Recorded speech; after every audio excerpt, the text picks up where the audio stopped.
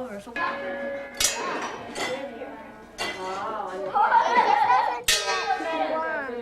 Wait, let's try that. You hit the bottom.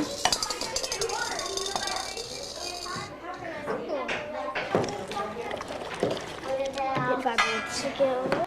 When you pull back this rubber band and let it go, it makes the metal vibrate. The metal makes this tube vibrate and then makes this vibrate too. And it comes out like really faintly, but it still works.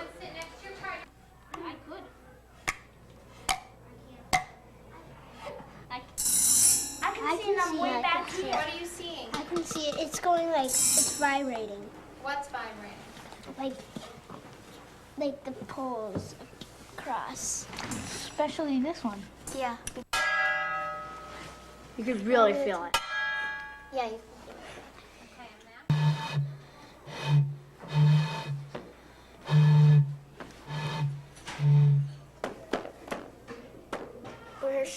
You can actually see my sock vibrating. Oh, that worked so well. So awesome. We have another one. Feel it really lightly. That's so cool. I feel it.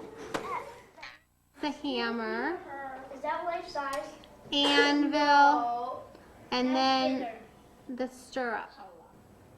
One of the things that we're striving for using conversation-guided curriculum is balancing between the children's interests and the state Massachusetts framework mandated curriculum. I really pick out key components that I know I have to cover, and sometimes I do direct teaching to make sure they're covered. Sometimes I'll put out an experiment to make sure it's covered. And often with conversation guided curriculum, you're holding back that information and those direct pieces of curriculum or skills that you want them to learn until it's the right moment.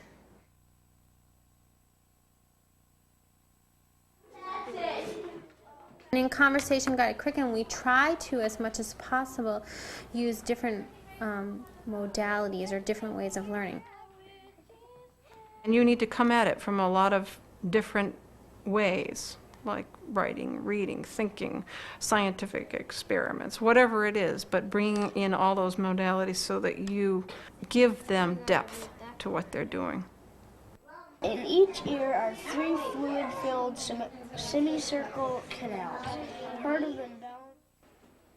I think it's good that they're doing these things. I think there's a reason why they've come up with the water, even though it may not make sense to us. I think there's always a reason why they do these things. And if we can figure out what to do with that's the point, rather than to steer them off. I think that they intuitively feel like those materials are going to help them, but they may not know why. What did you notice? What else? A foam cup and a paper cup. We use documentation, recording of the children's conversations. It's mainly for the teachers to revisit the information so that we can see what knowledge the kids have grasped or having misconceptions with, and to figure out the next steps. So what do you think we found out about how sound goes from one place to another, or how vibration travels from one place? Documentation can be thought of loosely as any kind of record of the children's thinking, in whatever way you catch that, in written, in picture, in if you've taken a videotape, tape recording, whatever way, just some kind of record so that you can access it and use it to help you, to guide you. Where does the sound come from? Tuning fork. And do you put it on right on there?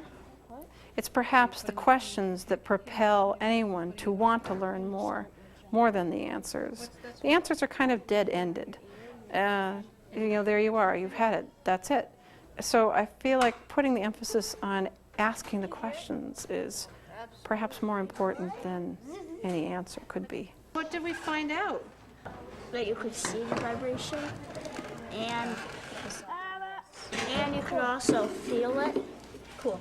And somehow, with the tuning fork and... How do you get this to make a sound? And then secondly, does it matter what you strike it against? We're hoping by using a tuning fork, it will help the children, will challenge the children to use that instrument to figure out more about vibration and how it works. If you hold it like this on the handle, hit the tongs against the floor, and then put the ball to your teeth, it's a lot louder than usual. You can hit it against you can put it on your head, or you can put it on your nose. You can put it against your ear, obviously. If you hit something like the floor, if you stick your ear against the stool and then you put the tuning fork on it, you can hear it. Go try. I can hear the floor here. I can hear it! If you want to come close, you can do it for the microphone. Does it work? Isn't there like different like tones of tuning forks? So you can make like a tuning fork band. So like someone could get an A flat and the other one could get a B sharp, and you can make a tuning fork band. Anybody over 20 cannot hear it when they put it on their head. Anybody have any ideas why could you hear it? Well, I couldn't.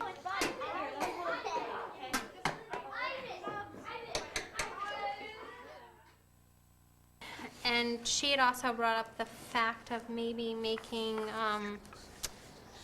having kids make, maybe during Project Choice or something, their own instruments, and then having like an instrument band as opposed to tuning fork band. I love the idea of making their own instruments.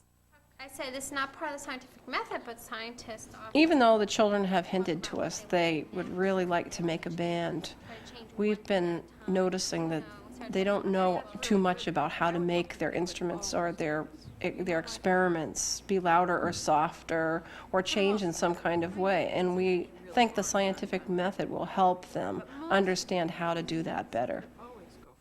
You don't try something just once and make a decision about it. You try it many different times, the same experiments, to try to see whether your theory, your idea, holds true or whether it doesn't always hold true. We'll talk a little bit more about the scientific method a little later. And the last step would be to make your conclusion.